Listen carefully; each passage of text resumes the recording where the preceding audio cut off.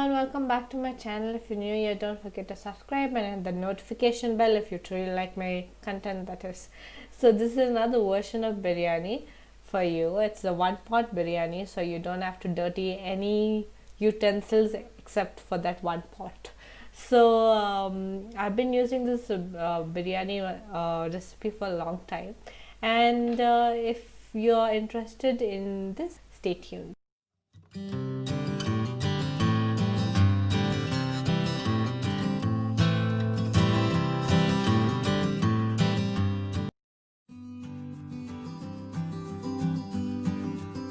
So in this recipe I use a combination of sunflower oil and ghee. You can use only ghee if you want, and you basically fry the spices in it and the onions in it first.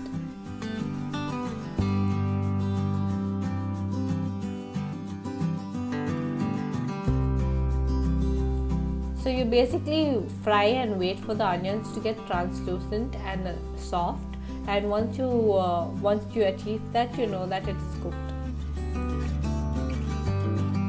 And that's when you add the ginger garlic paste and you fry it till you can't get the smell of ginger garlic paste. That's how you know it's cooked. And after you achieve that, you can start adding the masalas.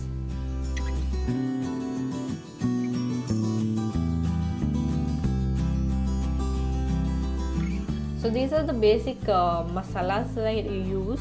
It's nothing fancy, and the taste of the biryani comes out perfectly fine, for me at least. So you can try it out and let me know if you like the taste of it. Comment down below.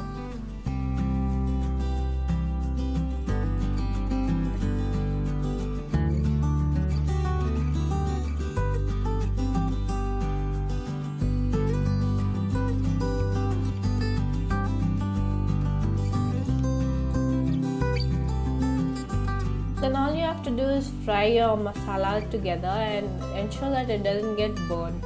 So if you find that the masala is getting too dry, add a little water. Once your masalas are fried, you can add in the tomatoes and then fry it till it gets mushy, and basically you know it is cooked when the skin of the tomatoes come out and you can smash it up nicely. So, and you can you can add water over here also in order for it not to get too dry or burnt. And once the skin of the tomatoes come out, you know it is cooked. And once you start seeing the oil or the ghee coming out through the masala, you know it's perfectly cooked.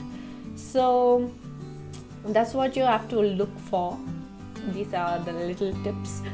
So then after that you add the mint and the coriander. As always, that is a must, along with curd. That's a must for any biryani, no matter what style it is. So that's what you have to have in your house if you're going to make biryani. So there's only one thing that you have to keep in mind when it comes to curd. When you add curd to any dish at all, you ensure that the flame is low. So this ensures that the curd doesn't split and you don't get those little granules of curd in the finished dish, basically. And when it comes to water, now if you're putting 1 cup of rice, ensure that you put only 1 cup of water. The normal ratio is 1:2. 1 cup of water is to 2 cups of rice. But over here you put 1 cup of water and only 1 cup of rice. This because there's going to be a lot of water coming out from your non-veg and from your curd. So to compensate that, you add less water, and that ensures that the rice doesn't overcook and there's not too much of water and everything doesn't get ruined. And over here I put the raw non-veg. As always, we like mutton biryani, so it's mutton again. So I put the raw non-veg over here. Just ensure that the the non-veg cooks, the mutton cooks, whatever non-veg you were using cooks properly. Keep it on a simmer for about 15 to 20 minutes, and that should ensure that it cooks properly. And then only after then you add your rice. So once you add your rice into it, you give it a nice mix and leave it to simmer for about 15 minutes, but you keep checking on the rice. Keep opening the rice and keep mixing it, because sometimes it gets burnt at the bottom. So you don't want that to happen, especially when you're doing a one pot biryani like this. It is prone to get burnt at the bottom. So you like every 5 minutes you keep opening up the lid and giving it a mix, and ensure that the bottom is not getting burnt. So if you follow these tips, you are sure to have the perfect one pot biryani. It always worked for me, so I hope it works for you also. So over here I made a bigger batch of biryani. I made 3 cups of biryani and I used about 4.5 cups of water. So you have to use a little bit of your judgment over here when you're making a one pot biryani, and ensure that it is not too watery or not too dry.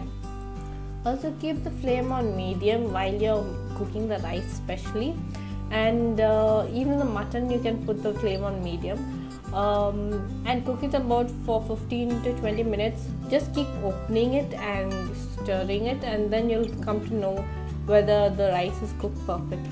So the moment you see that the rice is cooked and everything is combined together. Now when I say open and check, I don't mean like every 2 minutes. I mean like every 5 minutes or so. So like 3 times in the whole procedure, you just have to open and check, and give it a mix to make sure that the bottom doesn't get burnt. That's it. So once you see a consistency like this, like it's grainy and it is not it is all right and everything is combined, your biryani is done. So you can put on the stove.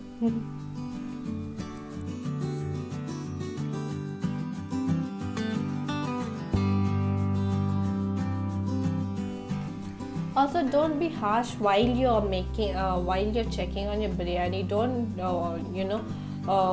mix it like you're frying it.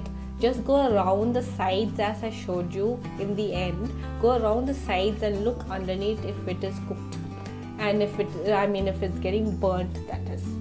So then you'll come to know if it's really getting burnt or if it is all right.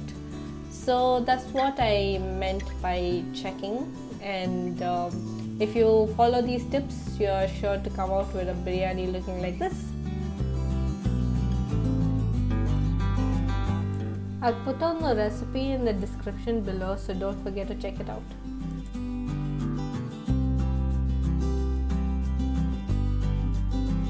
And that's about it for today's video. I hope you liked it, and as always, don't forget to keep smiling and live life and love life. Bye.